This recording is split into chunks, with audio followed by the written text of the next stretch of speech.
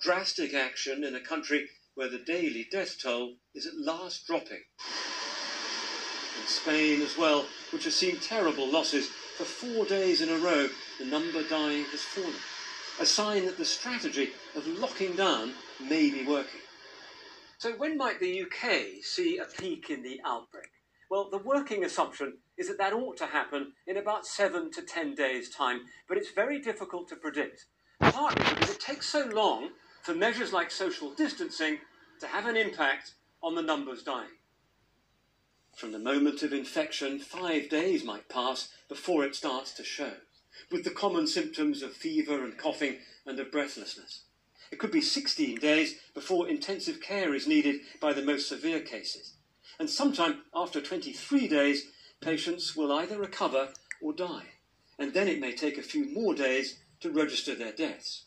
We do have to be patient. Hopefully by the time we come to June, numbers will have fallen quite a lot, and we can actually start thinking about relaxing social distancing and how we're going to manage that through the summer. So what does this mean across the UK? In Harrogate, construction is underway of another of the emergency Nightingale hospitals, one of many.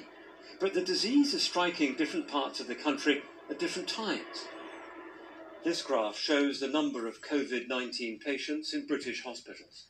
London's numbers have been rising further and faster than, for example, those in Scotland and Wales. The peaks, when they come, may not be at the same time. So that raises a really difficult question about whether it's possible to relax measures like social distancing at different times in different parts of the country. How tricky would it be if some regions are still in lockdown while others are trying to get back to normal?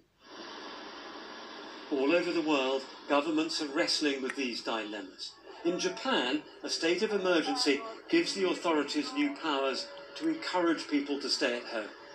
And in South Korea, a lockdown has been extended.